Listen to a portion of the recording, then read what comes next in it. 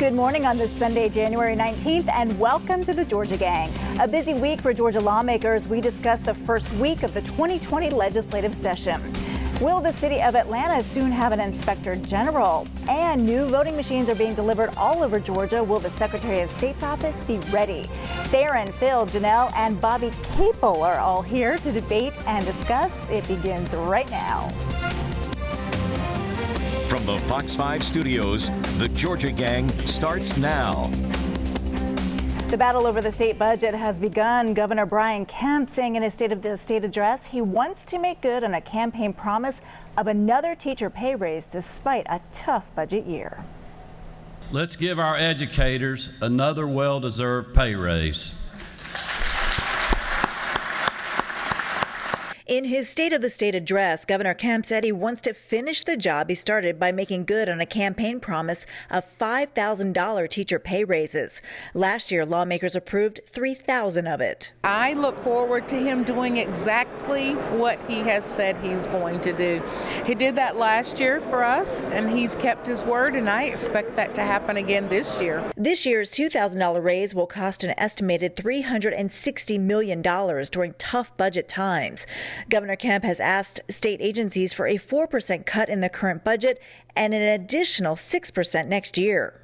You know, assuming that we can find the money in the budget, then we'll try to support that as best we can. Meanwhile, Democrats are continuing their push for full Medicaid expansion. We're going to continue to push for 100% expansion of Medicaid, going to 138% of poverty, to cover hundreds of thousands of more people that the governor is talking about covering.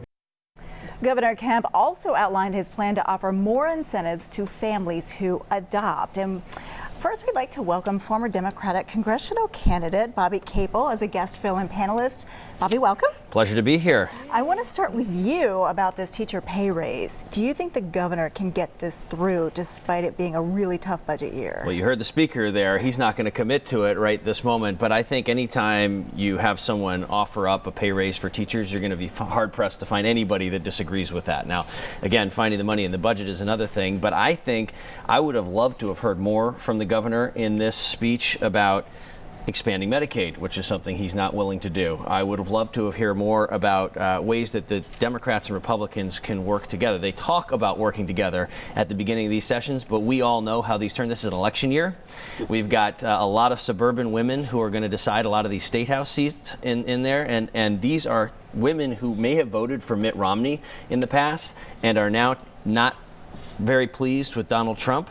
And so they look at what the governor says and the heartbeat bill and all these things. I would like to see something that's a little more bipartisan coming out of this State of the State and the state legislature, although I don't hold out hope. Phil, I don't know if you could get more bipartisan than a teacher pay raise, though. Well, that's right. I think everybody's in favor if it's reasonable and it can fit into the budget. But, you know, the reason you have two parties is that there's philosophical differences.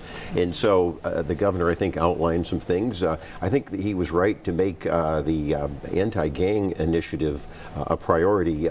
Crime is on everyone's mind. That's a bipartisan issue, Bobby, if you want to talk about that.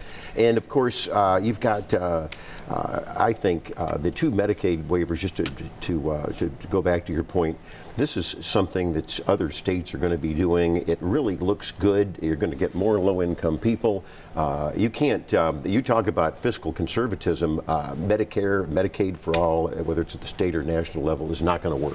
Theron, weigh in on this. You've been down at the Capitol all week long. What's kind of the mood down there, and what have you been seeing? Well, the mood is very optimistic, but cautiously optimistic with some of the Democrats, because as Bobby just pointed out, there's always this huge call for bipartisanship.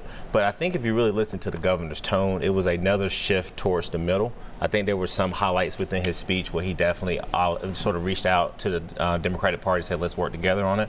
But I want to get back to, you know, these budget cuts. And what you saw from Speaker Ralston, I think, is a comment of him wanting to maintain the House's independence, the ability to negotiate, but also make sure that they trim the budget. You know, right now I did some research. I mean, we're 17,000 fewer state workers now in Georgia Georgia, and that's the fewest it's been since the Great Recession. And so there have been budget cuts, and I've said time and time again, there's still vacancies, there's interim positions that need to be filled. And so I do think that Democrats feel like there's some room to negotiate on some key issues, but right now there is a wait-and-see approach from a lot of Republicans. Well, Janelle, I want to turn to another priority for the governor that he mentioned in the State of the State: foster care reform and more incentives to parents who adopt, even lowering the legal adoption age to from 25 to 21. And these are major changes that I think have been long overdue. Yeah, absolutely. I think that speaks to another bipartisan topic, to your point that he talked about, along with the lowering the adoption age. He also talked about increasing the adoption credit from $2,000 to $6,000. He talked about launching the Family First Commission, which will be something that will also go towards that initiative. And then let's not forget, he also mentioned the record low unemployment at 3.3%, which is also another bipartisan topic. I think most of his address was bipartisan, in my opinion. Okay, well, we're going to get back to some of these state issues in a little bit, but I want to update now everyone kind of on the Senate race and what's happening. We'll talk about what we call Senate race number 2. Senator Kelly Loeffler will be the incumbent in the race, and now Secretary of State Brad Raffensperger wants to weigh in on when qualifying will be and won't be. Phil, will he get much pushback on this? No, I think there's a pretty much agreement that we have to have our qualifying in March, and I don't see any big debate about that. It helps both parties, it helps candidates with fundraising, etc. I do think, and I predicted this, Kelly Loeffler has started her multi-million-dollar TV advertising, and I think it was very smart to hit back immediately at the partisan sham impeachment proceedings against President Trump. She's introducing herself. I think if she keeps going with these great TV ads on all sorts of topics, that I think she'll be in good shape poll-wise in March. Bobby, let's weigh in on this from your perspective. Yes. You are a consultant to Matt Lieberman. Full disclosure, yes, we do his finance operation, so that is Kelly Loeffler's opponent as of right now.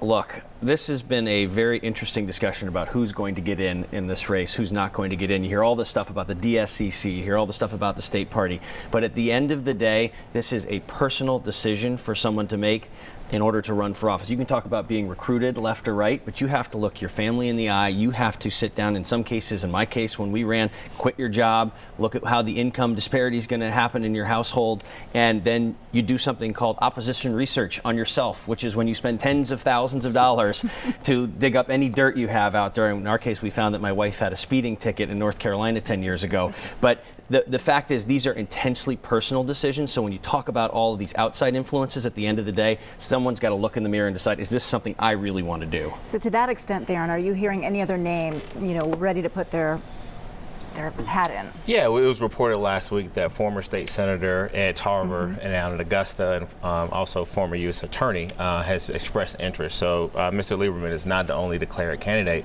but there's been a lot of speculations this week about whether or not Reverend Raphael Warnock will jump in the race. I think as we are here today, they're still undecided. I think he has communicated with some people that he's being sort of interviewed and maybe looking at it, but I don't think he's made a firm decision just yet. All right. What a weak field, though. I would have thought a stronger candidate would have emerged on the Democrat side. One thing that Bobby just really said, and it's so interesting. I take exception to that, but yeah. But the one thing that's so interesting about this is that only multimillionaires can in their first 2 weeks in office just put up a big buy like that. I mean, on the Democratic side, we would love to have that millionaire come in the race, but no, Georgia Republicans. You look at Senator Perdue, now Senator Loeffler. They're just millionaires that I think represent a certain portion of the Republican Party. So I think stay tuned. You'll have some more people that will jump in. And to be fair, there was a millionaire in the Democratic race however many years ago. Jim Barksdale. Right. Jim Barksdale, the man with the hat, right? And let's not forget the millionaires that throw a lot of money behind Democratic race, like your Soros and your Bloombergs and things of that nature. Ask Roy Barnes. Democrats have a lot of money. Republicans have those too. So on that note, Republicans have those too. But anyway, coming up, the city of Atlanta will soon have an inspector general to help weed out and prevent corruption. We'll discuss coming up. Join the discussion on the Georgia Gang Facebook page and watch past episodes on the Georgia Gang YouTube channel. If the city of Atlanta creates an office of inspector general, what happens to the city auditors and those investigating ethics, and where does the true power lie? Those are questions that came up during the discussion this week. Theron, we'll start with you because you always have some inside scoop on City Hall. Yeah, so just to kind of quickly walk our viewers through what happened. So the mayor decided to issue an executive order, which is a statement of what she thought is the appropriate way to move forward with creating the inspector general position.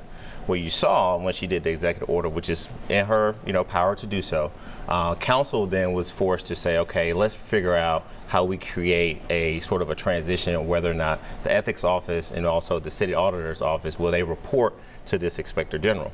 What's also being up for debate as we're here today, and they got to figure out in this special called council meeting, is what will be the governing structure. Will there be a governing board, and also who will have opportunities to put certain people on that governing board. But as I close, I just want to say this to our viewers. This was something that the mayor led the effort on. This was a public trust commission that she created. It was a recommendation from former Supreme Court Justice, State Supreme Court Justice Leah Ward Sears to basically create this position.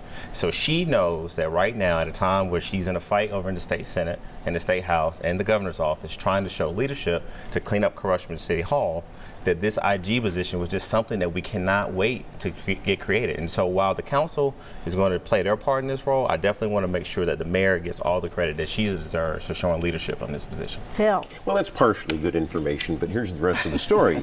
And it all started with this executive order. Yes, Theron. Now, I can see both sides of this, but obviously council became angry, which was not the best thing to happen earlier in the week. They said no, executive orders are only to be used in emergencies and they're only temporary, and it's the council's power to do this. Now, if Mayor Bottoms is for an independent auditor, which would be good, I would praise that. Again, like Theron points out, and you gave the governing structure, I thought a good analysis there.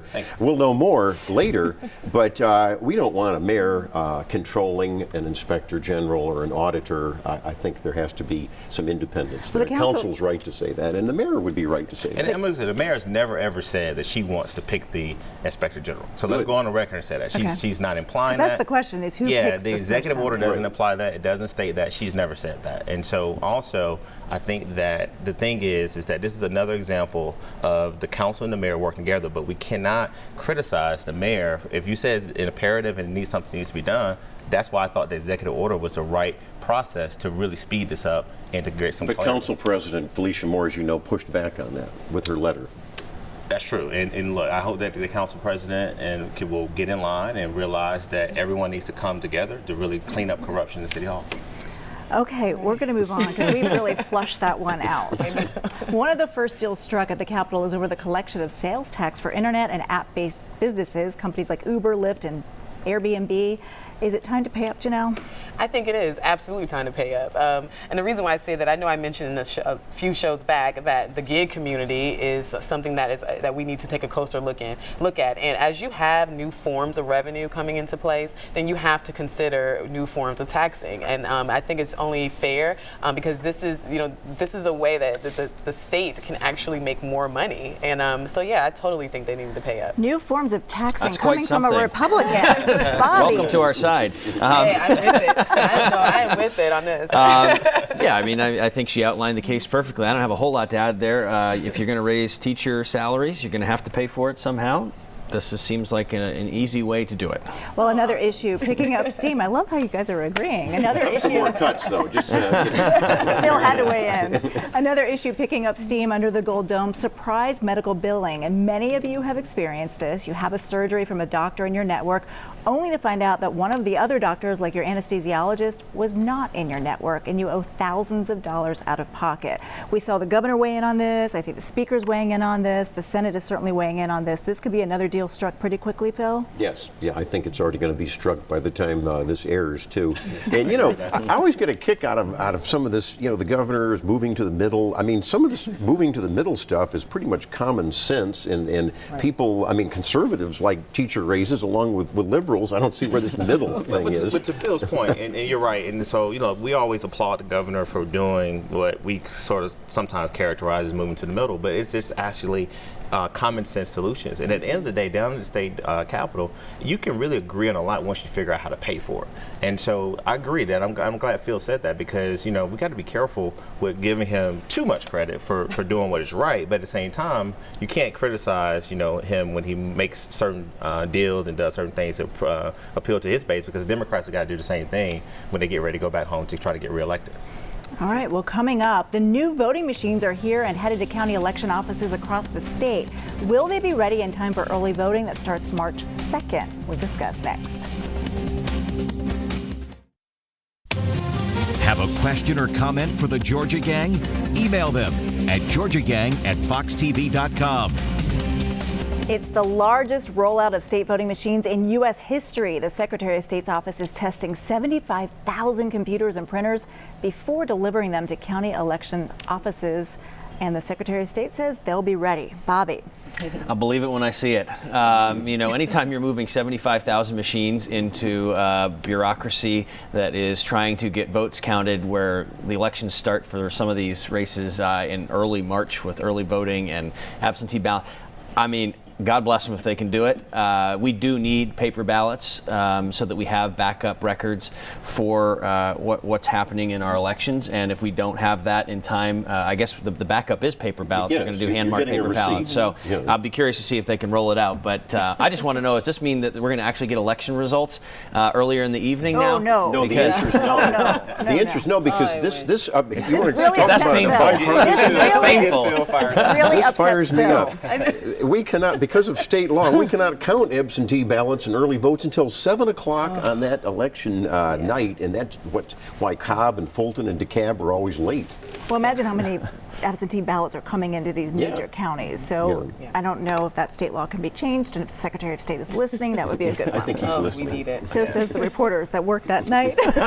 And the former candidates who have to wait on those results. But I think the Secretary, and I saw him recently, and he definitely is watching, as Phil pointed out, I do think that he understands the sense of urgency, but also he's got to make sure that this is secure, and that more importantly, the voters feel that it's secure. So he can do all the testing that he wants, because the first presidential preference primary is going to be the really true test. And so I just don't want him to rush this too fast, where, you know, it's not like a big emphasis on security, because if something goes wrong on election day, I mean, we're going to be on the national scene again as far as all this voting problems, voter suppression, voter irregularities that we were trying to avoid. Not so much suppression, but just screw-ups. Well, Janelle, all eyes on Georgia for sure. Oh, absolutely. But doesn't the Secretary of State really also need to set expectations? I mean, he's rolling out 75,000 new machines.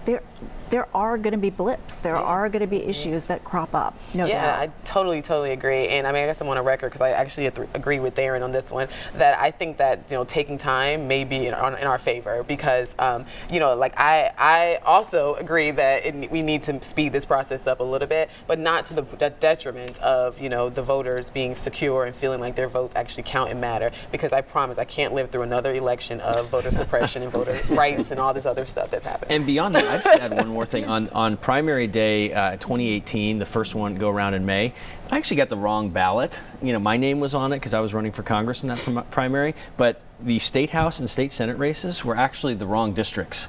You know, I was a little concerned with other things that day, but that is a concerning thing that I heard that happened a few times. Well, that's a county thing, as you well know, and for viewers who don't fully understand this, the elections are controlled by 159 counties Board of Elections. Correct. And this mythology that there was some conspiracy in 2018 to have suppression is crazy. It's absolutely ridiculous. All right, we're moving on to Cobb County. Cobb County Commissioner Bob Ott announced he will not seek another term. He's considered really a true conservative, and Democrats are eyeing his seat. So, Bobby, what do you think this means for Cobb County? Well, I defer to the Cobb County man himself over here, but I think this is a man who has a bipartisan track record for the most part. He is part of bringing the Brave Stadium, which we'll get to. I think that's got a new name. Yes, we will. Let's call it the Brave Stadium. Hold your thoughts. But, you know, I'm curious to hear your thoughts. Well, you've set it up very good, Bobby, there. East Cobb is a Republican bastion. It's a great generator of Republican votes. Well, yes, it is. Now, the rest of Cobb you could argue with, and I don't think the Republicans maybe could carry Cobb, but that's Bob Ott's commission district, and already someone has announced on the Republican side, yes, there's some Democrats. Bob Ott does deserve praise for his decades-long public service, and he's done a lot for his constituents, and I think that he'll be missed. And I think, though, that Cobb County, we could talk another day about how the county's going to go and how that'll play in November. All right, well, you said it. You let the cat out of the bag. Also in Cobb County, it's official. We're talking about SunTrust Park is now Truist Park. All right, who wants to weigh in first? Janelle. Yes, so this is so exciting to me. However, I'm gonna be honest, I really don't care as much about the name of the park as I do what's happening in the park. You know, my husband and I are season ticket holders, and we love the Braves. So much of our life is surrounded around the Braves.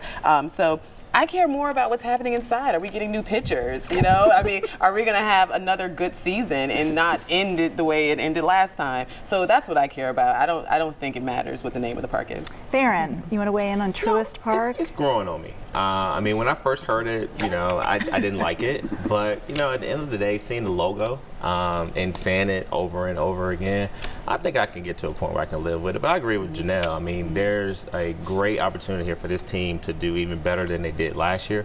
And so now that that's out of the way, let's get to baseball. Let's get some good players in here, and let's try to win a World Series. And no doubt, Phil, you know, Janelle mentioned what's happening on the inside of Truist Park. You know, the debate about the tomahawk chop surely will resurface as we get closer to the season. Well, I hope so. They knee-jerked last season on it, and I think a lot of fans love that. There's nothing wrong with the tomahawk chop, and so I think they are addressing it. And also, the whole park is a model for the country. I hope we don't forget that. The whole Battery area with the mixed-use development, it's quite a economic generator. And doesn't the Kansas City Chiefs do the sound too? And the Florida State Seminoles do it. Yeah. I know. I'm like, why is it such a big Bobby, deal? Truist Park, is it growing on you, or did you like it from the get-go? I really don't care what they call it. As long, if this name change means that they're going to win a playoff series this time in that building, then I am all for it. And maybe it's Truist Park and Cole Hamels that are the difference. I don't know. Oh, yeah. All right, well, coming up, we'll have winners and losers, everyone. Stay tuned.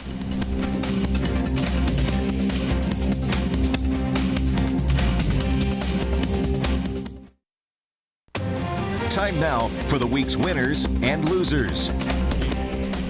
Phil told me he wants to go first, so have at it, Phil. Well, I got a winner, and it was the Georgia Chamber of Commerce when they had their Eggs and Issues there, and I believe you were there. I don't know who else was there. Lori, were you there? No, I wouldn't. But it was the biggest networking event I've ever been to. 2,600 people really in the World Congress Center. Yeah. And I love the way the discussion was framed by all the speakers. It was an analysis of free enterprise and independence versus socialism, which is tyrannical and expensive. And I think that the capitalism message won out. But you know what? I've got a loser. It's got to be the liberal editors of the Atlanta Journal-Constitution. You know, last Thursday headline, it was a very historic thing. The president did something which is really going to impact greatly in favor of Georgia farmers. It was the first phase of the China trade deal. Where was that on the front page? I don't see it. I didn't see it on it was a Girdle ad, I think, on the inside. Here's a professional journalist headline right here. U.S.-China signed trade agreement and the impact of it. So, Wall Street Journal winner, Atlanta Constitution loser. I will stick up for the AJC on the one front where their investigative reporting on nursing homes across the state of Georgia has just been phenomenal. You saw Kevin Riley, the editor, take out a full-page ad asking the legislature to deal with this issue. So I want to commend them on that front. And I will go along with that. Okay. Theron. I definitely want to agree with Phil that the Georgia Chamber of Commerce is definitely a winner. Their Eggs and Issues breakfast was sold out. I mean, it was a packed house, great speakers. I also want to give a big shout out to Anthony Tuggle, who is the Vice President of Sales for AT&T, but more importantly, he's now the National Chairman of the National Kidney Foundation. I serve on the local state kidney foundation. I want to give him a big shout out. Also want to really send my prayers for recovery for House Minority Leader Bob Trammell. Many of you all saw the picture of him actually signing legislation while he was in a hospital bed. He unfortunately had to have emergency surgery, so definitely want to wish him well and get back to the Capitol soon. And then lastly, Dr. Martin Luther King Day. Definitely want to encourage everyone to do a day of service. That was his message. That was his dream for America, and so definitely want to recognize MLK Day. It's a day on and not a day off. Absolutely. Correct. All right, Janelle. Okay, so my winner is is James Magazine that he did. I know there was an article in there by Dale Cardwell about the contracting piece of an Atlanta airport. You have to read it. I commend the James Magazine for always being balanced. And then also my dear friend Ginger Howard. She launched her Republican National Committee campaign for re-election last Thursday night, and it was really awesome the impact it had. I have to give a shout out to my husband as well, who's being honored at the MLK event that's hosted by the Cobb Ministerial Society on this coming Sunday. And then my loser is Nancy Pelosi.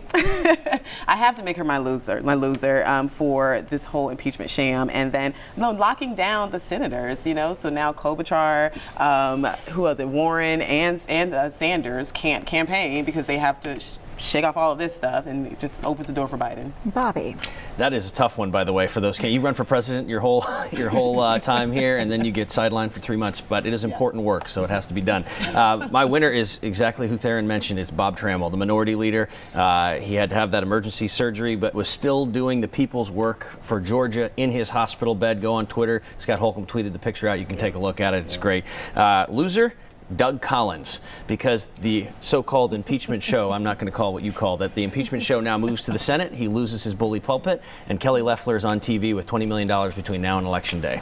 Okay, I'm going to go real quickly. I'm going to say, Theron, you and I have a stake in this. The local complete count committees across the state of Georgia, there are more than 150 of them working really hard, including everyone, because if everyone counts in the upcoming 2020 census, then we all win in Georgia. So that'll be a message you'll be hearing a lot of over the coming months. So thank you so much for watching, and we'll see you again next week.